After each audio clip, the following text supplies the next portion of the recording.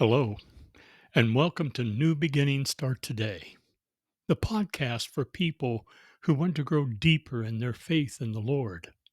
I'm your host, Dr. Douglas Keffer, a minister, licensed clinical pastoral counselor here in Roanoke, Virginia, with a passion to help people live their faith.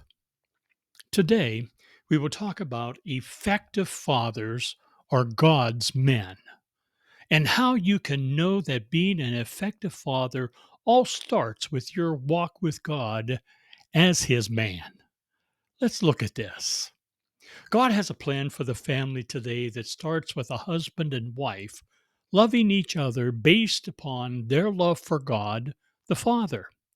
The commitment these two have for God allows them to follow the simple but profound expectation God has. The husband is to be the head of the home. This means that he will find strength, his strength and guidance, by having a personal relationship with God, and Jesus will be his Lord and Master. When this order for the family is followed, it allows there to be an environment that blesses them to have a family. Bringing children into the atmosphere brings a happiness that is remarkable. Listen to what King Solomon tells us about the effects of having this kind of home when he wrote, "Whoever fears the Lord has a secure fortress, and for their children it will be a refuge." Proverbs 14:26. I want you fathers to believe that your home, that fortress, can be secure because of your love for God and your desire to be his son. This will allow your children to see their home as a refuge. This is the very demanding, and is very demanding in today's society, because the husband wife relationship, for the most part, is no longer sacred. This leads to the children not really feeling that their home is safe, being a place they can come to, knowing that they are going to be loved and cared for. Dad, you need to take the time and ask yourself what it is that you are doing on a daily basis that causes you to fear the Lord, which really translates into reverence and love for God. I want to encourage you to evaluate what it is that you are doing consistently that grows your heart, your mind, your spirit in the Lord. What does it mean to you to know that God intends you to be in fellowship with him daily so that he can grow you spiritually? You must set aside a time each day to pick up your Bible and or a devotional guide and allow his word to permeate your heart and mind. Then it is imperative that you also have a consistent prayer life where each day you go before the very throne of God, praying for his blessings to you, because you know that you want, that he wants, and what you are going to deal with in your day is bigger than you are.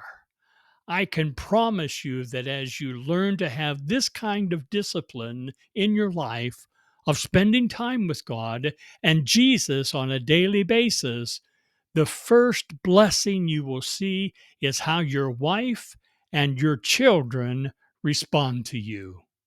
They will see a demeanor that is filled with joy and happiness that gives them a sense of security because of all the junk that they know that they are going to have to deal with in their day.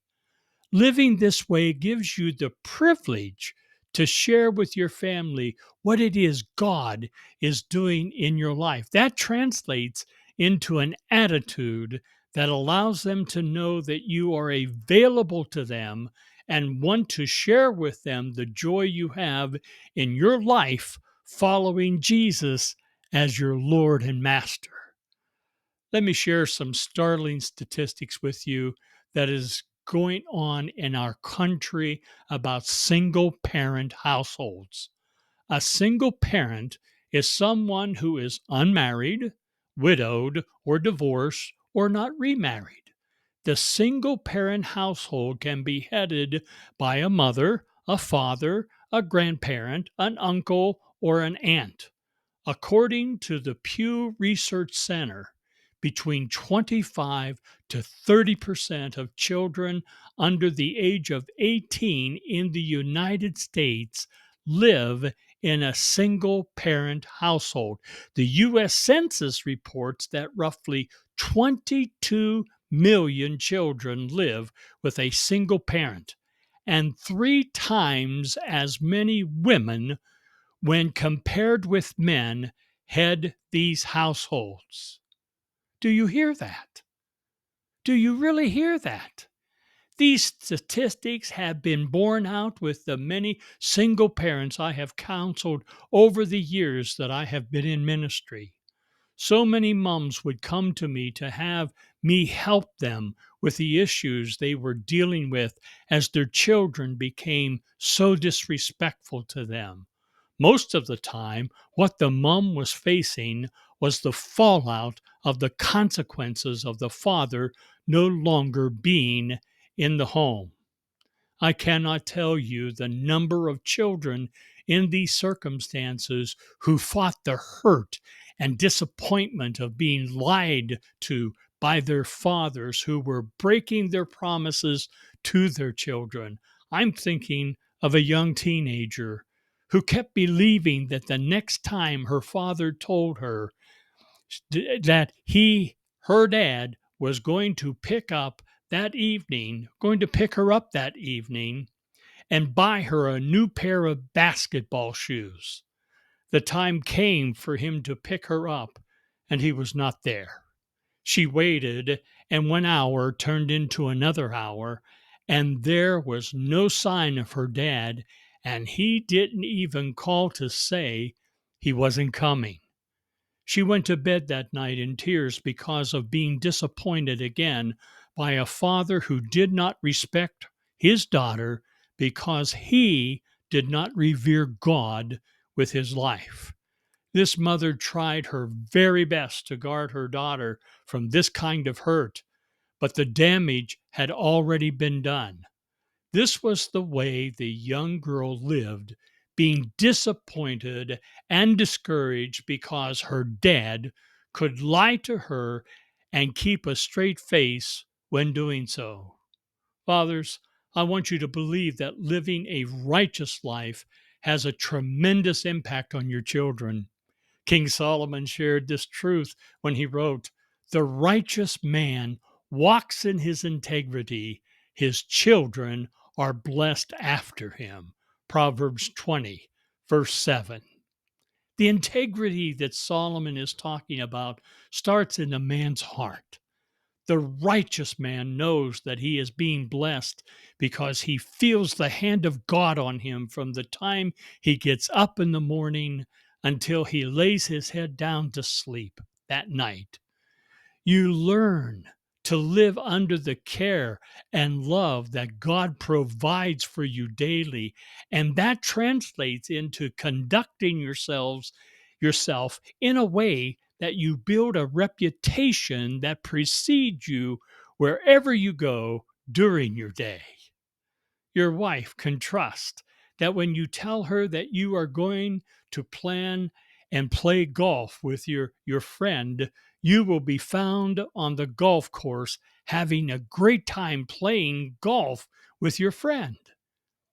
She can pick up your phone and look at all the emails, text, the history, and not fear that she is going to find something that says to her that you are hiding things from her that you would never want her to know.